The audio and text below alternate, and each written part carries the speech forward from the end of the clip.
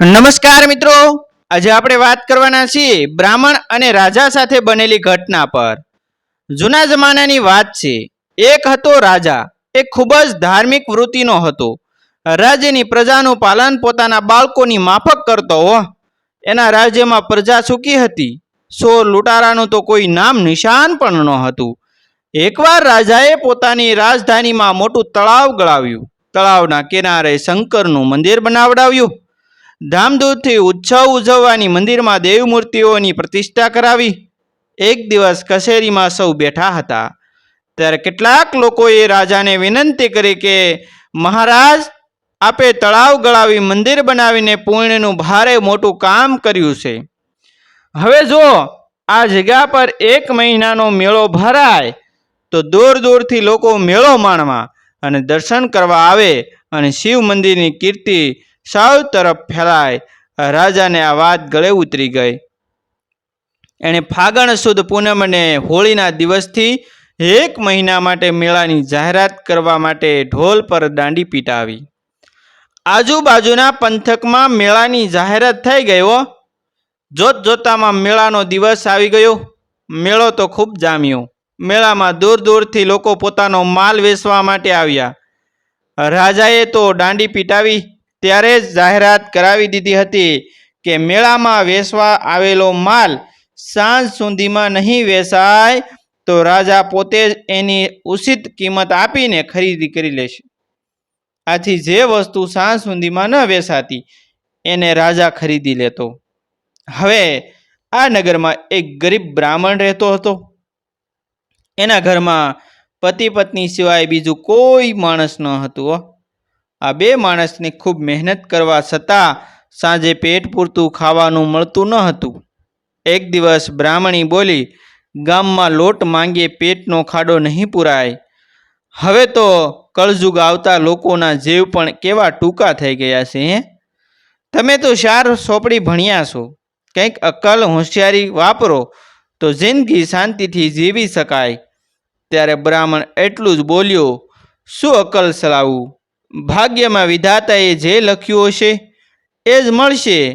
આપણને 2 માણસને એથી વધુ જોઈએ પણ શું? બ્રાહ્મણોએ તો સંતોષી રહેવું જોઈએ। સુલામાં જાય તમારું સંતોષીપણું। 1-2 દિવસની વાત હોય તો સંતોષી બનીને ચલાવી લઉં, પણ સંતોષીપણામાં રહીને જિંદગીભર ભૂખ્યા થોડા રહેવા મરાય છે। તમારે કંઈક કામ તો કરવું જ પડશે।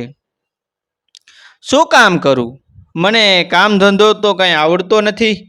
કામ ધંધો હું શીખવાડું, સાંભળો। કુંભારના ઘેરે જઈને શનિદેવની માટીની મૂર્તિ બનાવીને લઈ આવો। હું એને સિંદૂરથી શણગારી આપીશ। તમે એને લઈને બજારમાં વેચી આવો। કોઈ પૂછે તો કિંમત 500 રૂપિયા કહેજો। ગાંડી જાણી જોઈને શનિદેવની મૂર્તિ કયો અભાગ્યો ખરીદવાનો હતો? મફતમાં આપો તોય કોઈ આ મૂર્તિ પોતાના ઘરમાં મૂકવા તૈયાર ન થાય। મૂર્તિ લઈને તમે મેળામાં જાઓ, સાંજ સુધી ત્યાં બેસજો। મૂર્તિ ન વેચાય તો સાંજે રાજા પાસે જઈને કહેજો કે આ મૂર્તિ વેચાણી નથી। રાજા સ્વયં ખરીદી લેશે। એ 500 રૂપિયા આપે એ લઈને ક્યાંય આડા અવળા ગયા વિના સીધા ઘરે પધારજો, નહીં તો મારા જેવી બીજી કોઈ ભૂંડી નહીં। સાંભળો, તારી વાત તો સાચી છે, પણ બ્રાહ્મણ થઈને શનિદેવની મૂર્તિ વેચવા નીકળું એ સારું ન કહેવાય। આ ધંધો બ્રાહ્મણને યોગ્ય નથી। એને તો સાચા અને સારા રસ્તે જે મળે તેનાથી સંતોષ માનવો જોઈએ, પણ પેટ કરાવે વેઠ એને કેમ વેચાવું અને કેમ પહોંચવું? બીજા દિવસે લાચાર બ્રાહ્મણે કુંભાર પાસે જઈને શનિદેવની મૂર્તિ બનાવી। બ્રાહ્મણીએ એને સિંદૂરથી અને અસલ રંગી દીધી। બ્રાહ્મણ મૂર્તિને ખંભે મૂકીને મેળામાં જવા નીકળ્યો। મેળામાં જઈ કોથળો પાથરીને બ્રાહ્મણ મૂર્તિ વેચવા માટે બેઠો। મૂર્તિ ખૂબ જ સુંદર બની હોવાથી અનેક લોકો તે ખરીદવા આવવા, પણ શનિદેવનું નામ સાંભળીને ચાલવા મળતા હતા। 500 રૂપિયા ખર્ચીને શનિદેવને કોણ આંગણે લઈ જાય? અમંગળને પોતાના આંગણે સામે ચાલીને કોણ નોતરે? મૂર્તિને વેચાણી એટલે મૂર્તિ ન વેચાણી। સાંજનું ટાણું થયું।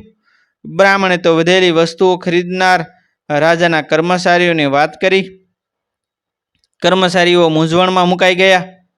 બાપરે, શનિ મહારાજની મૂર્તિ, એને ખરીદી કરીને રાજમહેલમાં શી રીતે લવાય?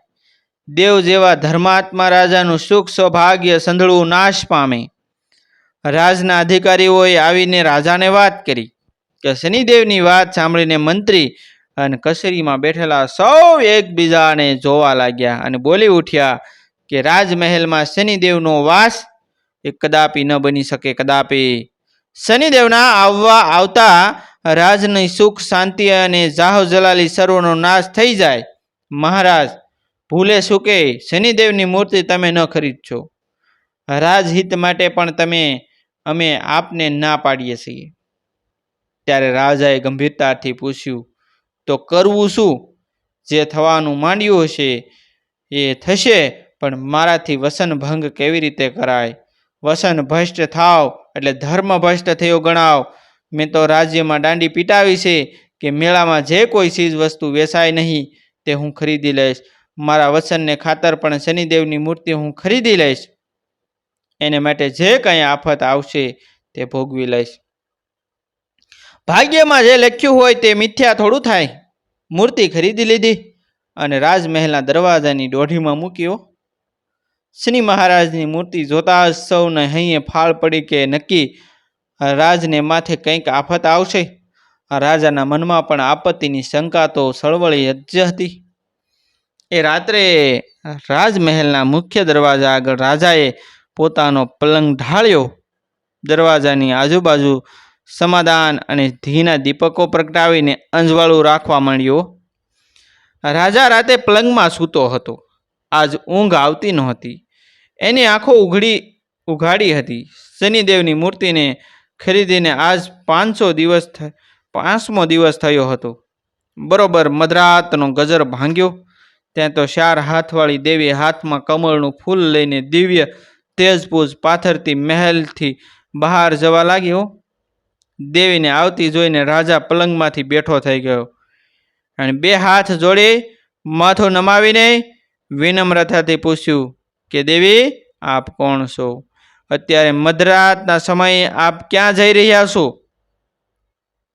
રાજનું હું રાજલક્ષ્મી છું. તારા રાજમહેલમાં શનિદેવનો વાસ થયો છે. મારાથી હવે અહીં ન રહેવાય. હું તારું રાજ્ય છોડીને જાઉં છું. જેવી આપની મરજી, હું આપને જતા શી રીતે રોકી શકું? રાજલક્ષ્મી ચાલી ગયો. થોડી વાર થઈ ત્યાં તો મહેલમાંથી એક દેવ મૂર્તિ આવતી દેખાઈ. જ્યારે એ રાજમહેલનો દરવાજો વટાવીને બહાર નીકળી ત્યારે રાજાએ 2 હાથ જોડીને અપરાધ ભાવે એને પૂછ્યું કે દેવ, આપ કોણ છો? આ સમયે ક્યાં જાઉં છું? રાજન, હું શ્યામ કુશળ છું. જે ઘરમાં શનિદેવનો વાસ હોય એ ઘરમાં મારાથી ન રહેવાય. રાજલક્ષ્મી ગઈ, હવે હું પણ જાઉં છું.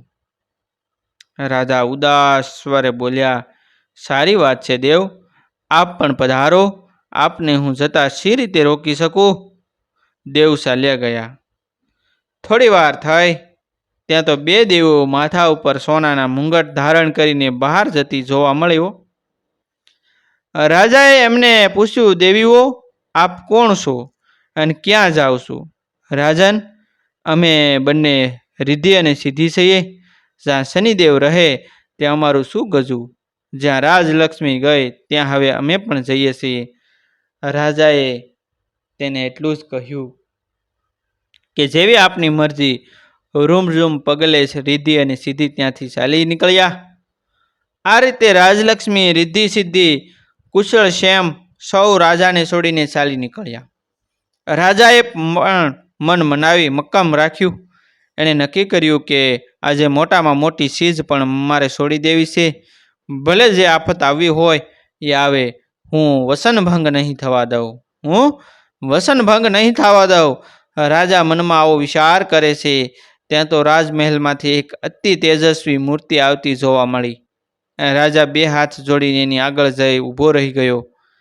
હે દેવ મૂર્તિ બહાર જવા લાગી. ત્યારે રાજાએ પૂછ્યું, દેવ, આપ કોણ છો અને મને છોડીને શા માટે જાઓ છો? હું ધર્મ સત્ય છું. રાજા, તારા મહેલમાં શનિશ્ચરનો વાસ થવાથી જ્યાં રાજલક્ષ્મી ગઈ ત્યાં હું પણ જાઉં છું. આ સાંભળતા વેત જ રાજાએ ધર્મનો હાથ પકડી લીધો અને કહ્યું, પ્રભુ, આપ ક્યાં જાઓ છો? આ સેવકે તો આપના માટે બધાને ત્યાગ કર્યો છે. તેમ છતાં તમારે ત્યાં જવું જ હોય તો જાઓ. રાજના દરવાજા ઉઘાડા છે. રાજાની વાત સાંભળીને ધર્મદેવ ઓઝોપાયા, મૂંઝાયા. પછી મનમાં વિચારવા લાગ્યા કે રાજાની તો વાત તો સાચી છે. મારી રક્ષા કરવા જતાં એના માથે આ બધી આફતો આવી. સૌને છોડીને એણે મને શ્રદ્ધાપૂર્વક પકડી રાખ્યો છે. આ સ્થિતિમાં ભક્તને મૂકીને મારાથી કેવી રીતે જવાય? પછી ધર્મદેવે કહ્યું કે રાજન, તારી વાત સાચી છે. તે મારા માટે થઈને બધાને છોડ્યા છે. હવે હું તને નહીં છોડું શકું. આટલું કહીને ધર્મદેવ મહેલમાં પટ દેતા પાછા વળ્યા. સત્ય ધર્મ પાછા આવતા જે દેવદેવીઓ રાજાને છોડીને ચાલી નીકળ્યા હતા એ બધા પટોપટ પાછા આવવા માંડાણા. રાજાએ એમને 2 હાથ જોડીને એટલું જ પૂછ્યું કે દેવ, આપ વગર બોલાવીએ પાછા આવી ગયા? ત્યારે દેવતાઓએ તેમને ઉત્તર આપ્યો હો કે રાજન, જે જગ્યાએ સત્ય ધર્મ રહે છે એ સ્થાન અમે કદાપી છોડી શકતા નથી. સત્ય ધર્મની પાછળ પાછળ રાજલક્ષ્મી, કુશળક્ષેમ, રિદ્ધિ સિદ્ધિ સૌ ચાલીએ છીએ. સત્ય ધર્મ જવાનું નક્કી કર્યું હતું એ જ નહીં ગયા તો રાજન, અમે સી રીતે જઈએ? એમ કહીને સૌ દેવીઓ ફરીથી રાજમહેલમાં પાછા ફર્યા. અને રાજા છે મરક મરક હસતા હસતા ઊભા હતા. ત્યાં મધરાતે રામસાગર પર કોઈ ભજનિક ભજન લલકારતો હતો. એક સાધો તો 100 સંધાય, એક સાંધો તો 100 સંધાય, સૌ સાંધે સૌ જાય. સતમત છોડે સુરાઓ, સત છોડીએ પત જાય. સતની બાંધી લક્ષ્મી, ફરીથી મળશે આય.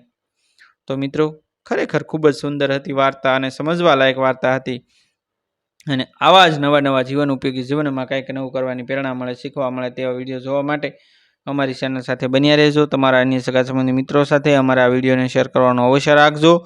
અને અમારી ચેનલને તમે હજી સુધી જો સબસ્ક્રાઈબ ન કરી હોય તો અમારી ચેનલને સબસ્ક્રાઈબ કરી દેજો. થેન્ક યુ મિત્રો. મળશું આપણે એક નવા વિડીયો સાથે, એક નવી સ્ટોરી સાથે. ત્યાં સુધી આપ સૌ બન્યા રહેજો અમારી ચેનલની સાથે. થેન્ક યુ મિત્રો. Bye bye.